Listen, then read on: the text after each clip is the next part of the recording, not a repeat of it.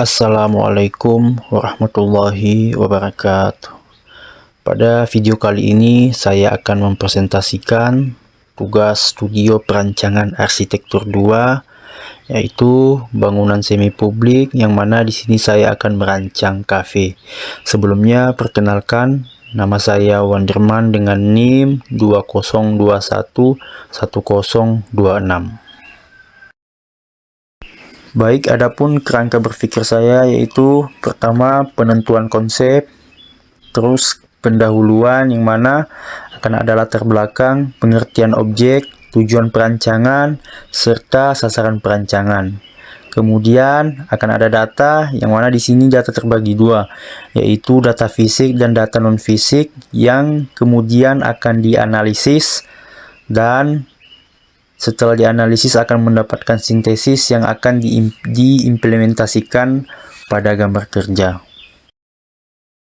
Dan konsep desain yang saya gunakan adalah konsep arsitektur rustik, yang mana arsitektur rustik yaitu merupakan gaya arsitektur dari Amerika Serikat, yang mana dalam bahasa Indonesia gaya rustik diartikan sebagai berkarat atau tua. Sedangkan dalam dunia arsitektur dan interior, gaya rustik diartikan memiliki tekstur yang kasar dan tidak di-finishing dengan baik. Maksudnya adalah penataan desain dan interior yang lebih menitik beratkan kepada kesan alamiah. Adapun ciri-cirinya adalah pertama, material kayu yang tampak tua, kemudian warna yang natural dan hangat, dan yang ketiga, penuh dengan tekstur, dan ada unsur alam. Yang kelima, pemanfaatan barang bekas, dan yang terakhir adalah warna cat tembok cenderung putih. Adapun tema perancangan yang saya gunakan adalah fokus on material, yang mana tema ini menggunakan bahan misalnya bambu, kayu, batu, karena dengan itu dapat menambah kesan yang kuat terhadap fungsi bangunan tersebut. Dan di sini saya akan menggunakan material kayu, yang mana di Minahasa dapat kita lihat sendiri bahwasanya banyak menggunakan rumah panggung yaitu menggunakan material kayu.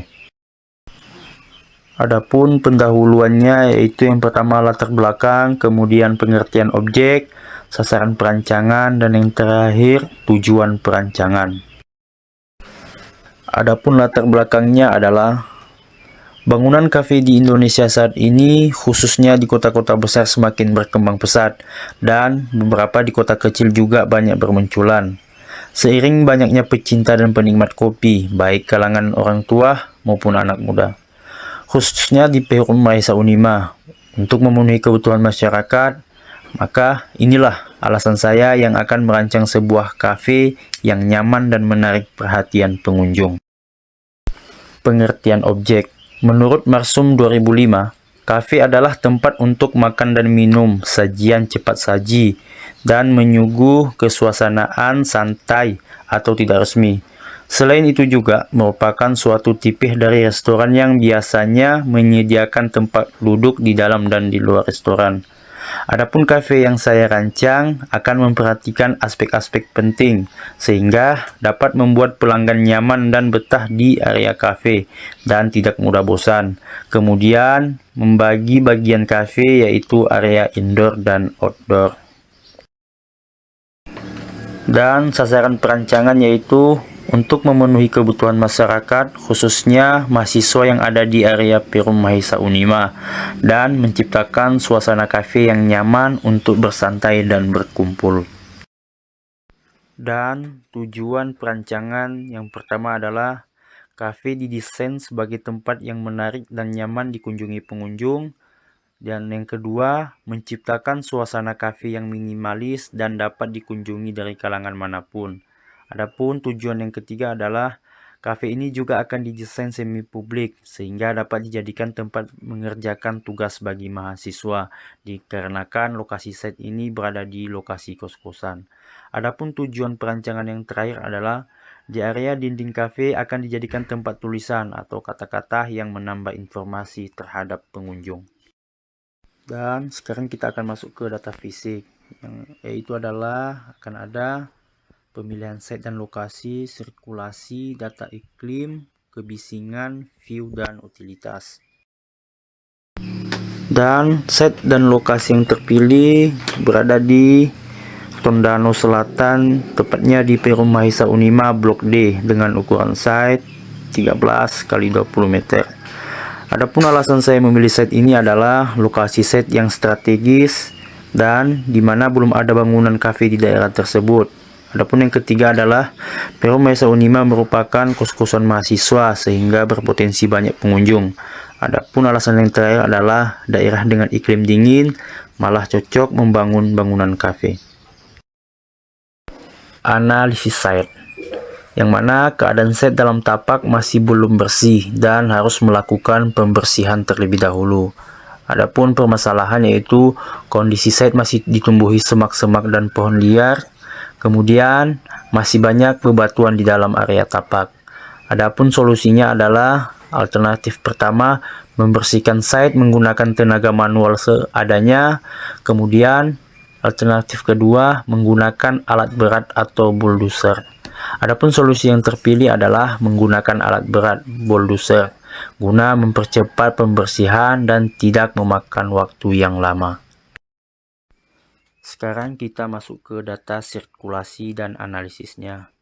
Untuk sirkulasi pengunjung menuju site datang dari 4 arah dikarenakan lokasi site berada di persimpangan. Adapun analisisnya adalah yang pertama, meletakkan jalan keluar masuk di sisi depan site, dan kedua, meletakkan jalan keluar masuk di sebelah barat site. Sintesis dan implementasi pada site. Dari data sirkulasi yang didapat, maka yang diimplementasikan pada site ialah meletakkan jalur keluar masuk pada sisi barat site. Adapun alasannya adalah dengan meletakkan jalur keluar masuk pada site di sisi barat site dapat memudahkan pengunjung menuju site dari arah manapun tanpa harus memakan waktu yang lama. Baik, kita akan masuk ke data iklim. Adapun data iklim yang pertama adalah angin dan analisisnya. Angin yang memiliki potensi melewati site secara langsung berasal dari sisi barat site, dikarenakan tidak adanya bangunan atau penahan angin yang lewat. Adapun analisisnya yaitu potensi. Adanya angin dapat dimanfaatkan sebagai penghawaan alami dan dapat mengurangi energi berlebihan. Adapun permasalahannya ialah angin kencang dari alam maupun kendaraan membawa debu dan dapat merusak properti yang ada di luar bangunan. Adapun solusi alternatifnya yang pertama adalah menanam vegetasi di sekitar site agar udara yang masuk menjadi normal. Dan alternatif yang kedua adalah mengurangi ruangan terbuka dan properti yang ada di luar bangunan. Adapun solusi yang terpilih adalah menanam vegetasi, yaitu di sini saya memilih pohon cemara kipas. Alasannya, tanaman ini mempunyai karakter yang tegak, dengan demikian dapat mengurangi angin yang masuk ke dalam kafe. Adapun sintesis dan implementasi pada site adalah dari data yang dianalisis, maka pada bagian site yang langsung dilalui angin akan ditanami pepohonan dengan tujuan mengurangi angin masuk ke dalam site yang berlebihan, seperti pada gambar.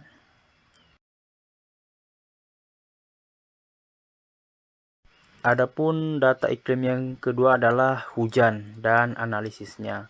Diperkirakan setiap bulannya akan terjadi hujan di daerah lokasi set, yaitu Perum Mahisa Unima. Adapun analisisnya, dampak positif yang pertama, meningkatkan sirkulasi udara ruang menjadi sejuk dan kemudian menambah persediaan air bersih. Adapun permasalahannya adalah dengan curah hujan yang tinggi dapat menyebabkan genangan air di sekitar bangunan. Dan yang kedua, menimbulkan suara yang mengganggu. Adapun solusinya adalah memberikan saluran drainase yang menampung air. Dan yang kedua, menggunakan atap yang kedap suara. Adapun solusi yang terpilih adalah menggunakan kedua alternatif, yaitu membuat saluran drainase di sekitar site dan memakai atap yang kedap suara atau hujan. Adapun sintesis dan implementasi pada bangunan, maka yang akan diterapkan pada perancangan dari data analisis yaitu yang pertama, Dalam perancangan atap akan digunakan bahan spendek yang akan meredam suara hujan yang ribut. Adapun yang kedua adalah untuk menghindari genangan air di sekitar site, maka diletakkan saluran drainase tertutup di sekeliling site dan disalurkan ke selokan terdekat, seperti pada gambar. Adapun data iklim yang ketiga adalah data matahari dan analisisnya. Seperti yang kita ketahui, bahwasanya matahari muncul pada pukul 6 pagi karena lokasi site berada di perbukitan. Dan ketika pukul 12.00 matahari tepat berada di atas site, dan pada sore hari cahaya matahari sudah mulai mengenai site karena matahari tenggelam tepat di depan site. Adapun analisisnya adalah potensi dari matahari adalah menambah pencahayaan alami dalam bangunan. Adapun masalahnya pada saat siang hari mungkin suhu akan bertambah akibat panas matahari, dan pada sore hari akan mengenai bangunan kafe. Adapun solusinya adalah memberikan secondary skin pada area yang terkena sinar matahari dan membuatkan sirkulasi yang cukup pada bangunan. Adapun solusi yang terpilih adalah memberikan secondary skin pada area yang sering terkena matahari. Adapun sekarang kita masuk ke data kebisingan. Lokasi set terpilih berada di persimpangan Jalan Umum Perum Mahesa Unima Blok B, sehingga tingkat kebisingan sangat tinggi. Seperti yang tertera pada gambar, untuk tingkat kebisingan terbagi menjadi 3. Adapun tingkat kebisingan yang pertama yaitu warna hitam. Pada bagian ini tingkat kebisingan sangat tinggi karena berbatasan dengan jalan umum yang sering dilalui kendaraan. Adapun tingkat kebisingan yang kedua adalah yang berwarna ungu. Untuk kebisingan pada bagian timur set sedang, yang mana sumber kebisingan dari rumah warga di sekitar set. Adapun tingkat yang ketiga adalah yang berwarna biru pada bagian barat set. Untuk tingkat kebisingan rendah karena jarak antara set dengan rumah warga tidak terlalu dekat. Dan untuk analisis dan sintesis kebisingan, yang pertama analisisnya adalah permasalahan dapat mengganggu aktivitas di area yang membutuhkan ketenangan. Adapun solusinya adalah meletakkan area yang membutuhkan ketenangan agak jauh dari suara kebisingan. Dan sintesisnya adalah peletakan area yang membutuhkan ketenangan dari kebisingan yang berlebihan, maka dapat menentukan penempatan tiap-tiap area. Seperti pada gambar, yaitu dapat menentukan ruangan publik, semi-publik, semi-privat, dan privasi. Dan sekarang kita masuk ke data view. Seperti yang tertera pada gambar, bahwasanya untuk view terbagi menjadi 2, yaitu view positif dan view negatif. Adapun view positif terdapat di area depan dan sebelah kiri site, yang mana untuk view-nya sudah mendukung. Dan adapun view negatif terdapat di bagian timur dan selatan site, yang mana kurang bagus, yaitu masih belum ada vegetasi yang menarik di dalamnya. Adapun analisis view adalah seperti yang sudah dijelaskan, bahwasanya untuk view terbagi menjadi 2, yaitu view positif dan view negatif. Adapun permasalahannya adalah menambah vegetasi di bagian utara dan selatan set agar lebih indah dipandang. Adapun yang terpilih di sini adalah saya memilih pohon pucuk merah, yaitu menambah vegetasi di bagian utara dan selatan set dan juga bisa menjadi pagar atau pembatas antara bangunan dengan rumah warga yang ada di sekitar site. Adapun sintesis dan implementasi pada bangunan ya adalah untuk perancangan bangunan akan menghadap ke arah barat dan utara site, dikarenakan view di sisi barat dan utara tapak mendukung, yaitu menghadap ke jalan, dengan tujuan menarik perhatian yang melewati kafe tersebut, seperti yang ada pada gambar. Adapun sebaliknya, untuk lantai atas dibagi menjadi 2, yaitu area indoor dan outdoor. Alasannya karena berhubungan luas site yang tidak begitu luas. Dan data yang terakhir adalah data utilitas dan sintesisnya. Di lokasi site, untuk listrik dan saluran drainase sudah mendukung. Adapun sintesisnya adalah permasalahan tidak adanya penerang jalan di sekitar site sehingga site pada malam hari gelap. Adapun permasalahan yang kedua adalah sumber air bersih yang kurang. Dan solusinya adalah memberikan penerangan jalan di sekitar site, kemudian menyediakan tempat penyimpanan air bersih yang akan disalurkan ke ruangan yang dibutuhkan, seperti pada gambar yang tertera. Tempat penyimpanan air diletakkan pada bagian barat site. Alasannya dekat dengan jalan sehingga mudah untuk memindahkannya dari truk pembawa air.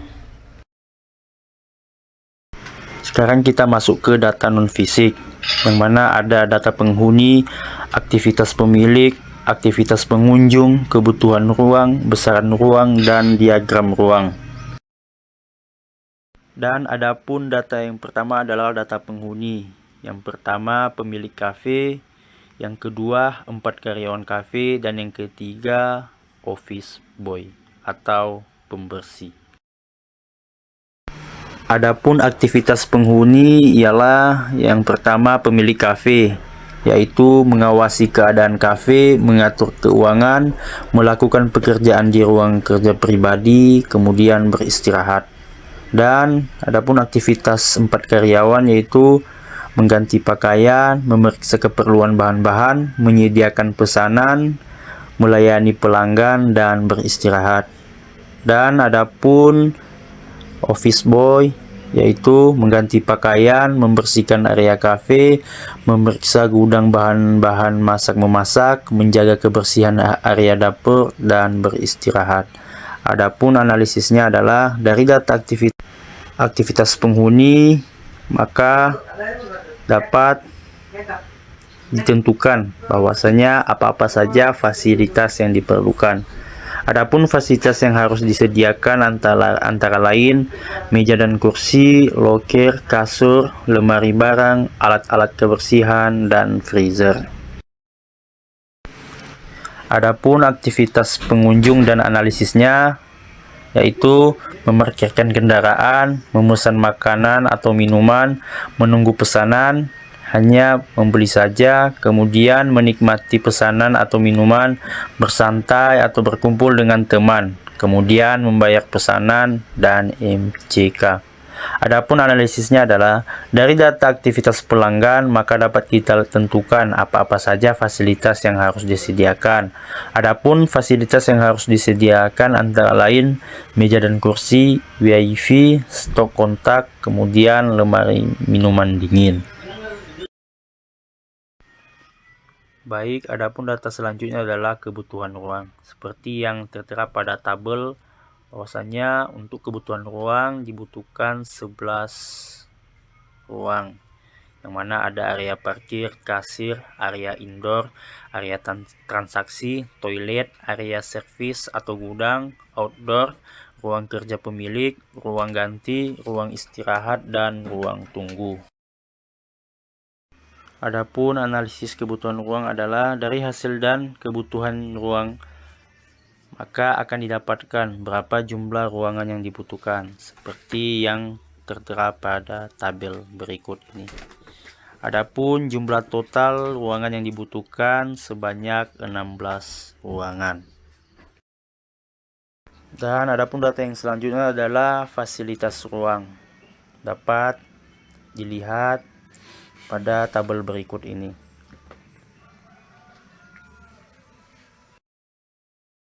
Dan sekarang kita masuk ke besaran ruang. Adapun seperti yang ada pada gambar, ini adalah salah satu patokan saya untuk menyediakan fasilitas seperti kursi dan meja, toilet, kemudian jarak antara meja dan kursi.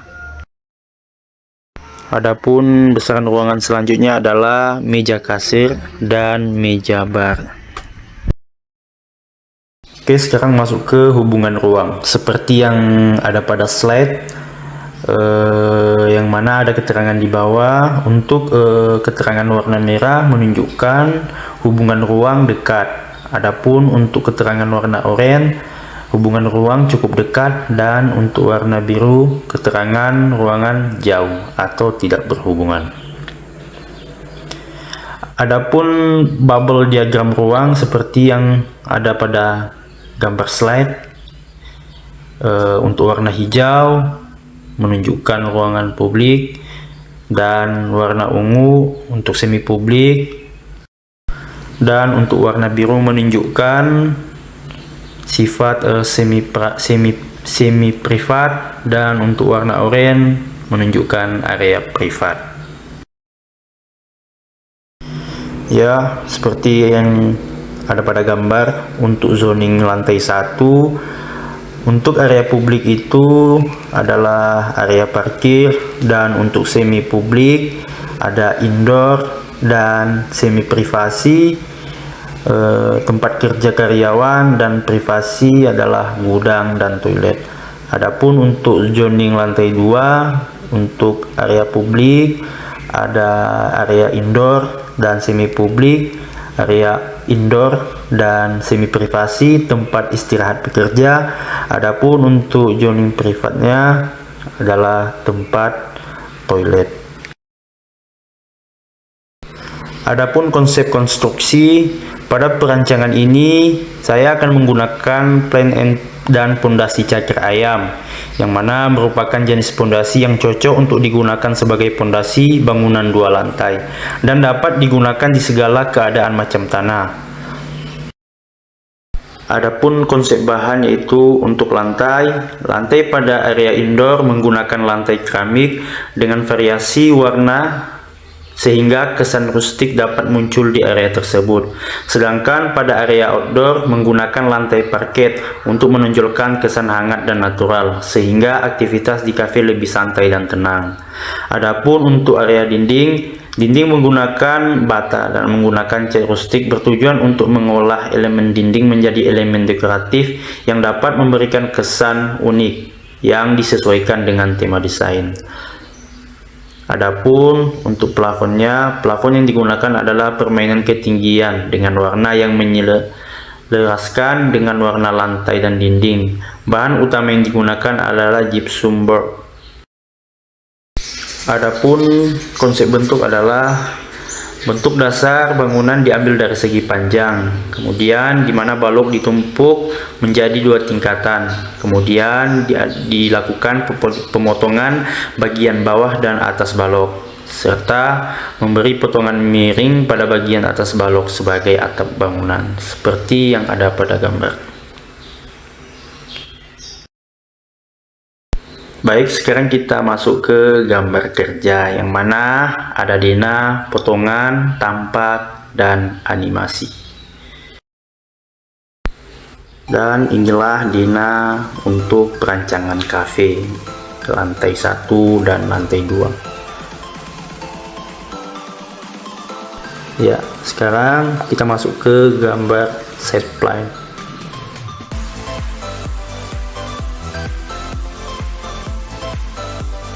Dan sekarang masuk ke gambar layout.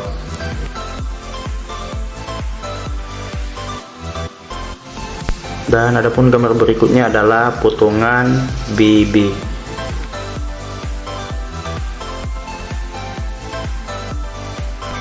Dan sekarang kita masuk ke potongan AA.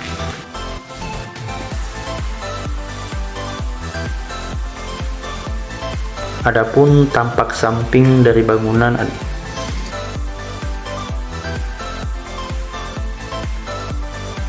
dan untuk tampak depannya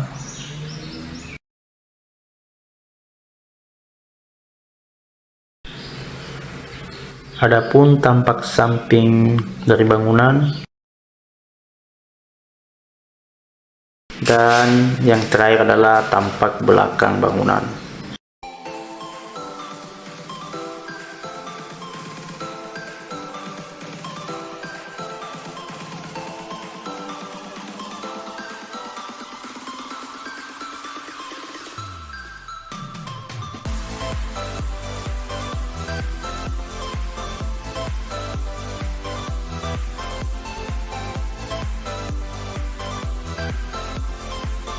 Dan sekarang kita masuk ke animasi.